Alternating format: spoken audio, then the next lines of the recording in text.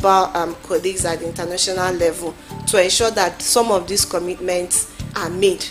And in preparation to COP27, we're also having a lot of engagement, trying to build community consciousness, awareness of people towards COP27.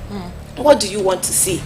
And we're also trying to also set up side events at that level so that people will be able to even connect to hear what people are doing in terms of, in all of this is also about commitment. I mean, because there have been a lot of meetings ongoing. Even right now, we're having the hunger.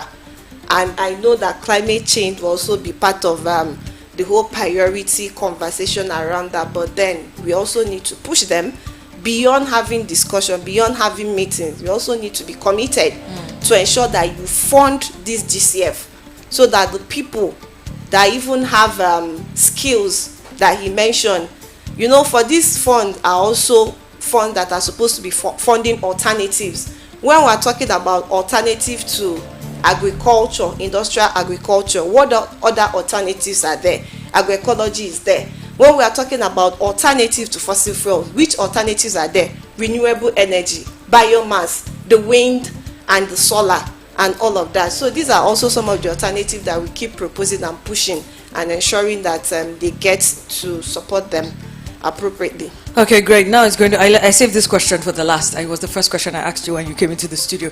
Tell us about ActionAid. Okay, yeah, ActionAid is an international non-governmental organization. ActionAid is in 45 countries of the world, and here ActionAid Nigeria, we're in more than 23 states in Nigeria. Of course, we're implementing programs around governance, women's rights, and let me also say that we are very biased to women. We program here, we are very biased to women. When we say this, people look at us as somehow, yes, we're a feminist organization because we want to ensure that the rights of women are projected, their voice, we need them to be out there in the space. So beyond human rights, women rights programming, we also program in governance, social mobilization. We work with social movements to ensure that the right attitude are built in the consciousness of people. We also work in humanitarian. We do a lot of intervention, whether there is crisis, flooding, and we also work with young people. Young people is also part of our priority. We don't just mainstream young people, but we also work with them as partners, and also because, of course, we see young people as agents of change.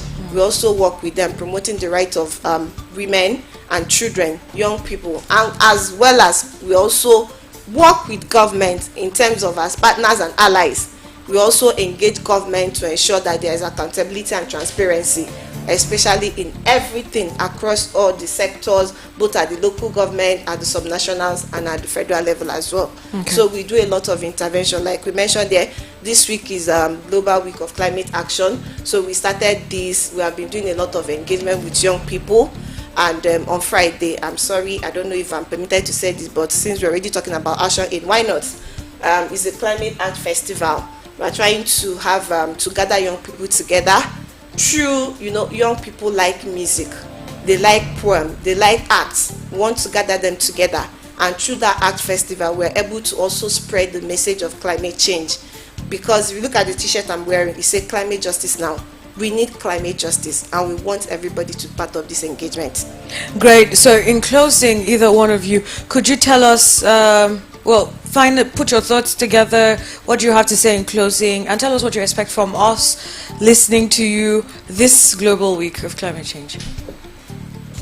Okay, what we expect from us, this station, the voice of the people, I expect more sensitization, more information around climate and how people can adopt green skills in their daily lives. So keep putting the message out there so people become more and more aware and adopt these practices in their daily lives. And also to the listeners out there, the time wasn't that much, but I encourage you to probably do a bit more research. The planet belongs to all of us, and we all need to take responsibility and act now to save the planet. So it's all a shared responsibility. We all need to take responsibility in order for the planet to be sustainable, and in order to have a green earth. Yeah, the earth is everyone's. It's not only for me. is for every one of us. So we need to contribute our own quota. In your little space, what do you do? In your little space, talk to yourself and say, what do I have to contribute to the earth? So we need to hold everyone accountable in order to have a sustainable future on the earth. Beautiful. And that brings us to the end of this important conversation. Thank you very much to our panel of experts. You have done great justice to the subject, and we really appreciate your expertise in the house today. As we conclude today's segment dedicated to the Global Week of Climate Action, let's remember that the actions we take today can shape our world tomorrow, and every single tiny effort counts.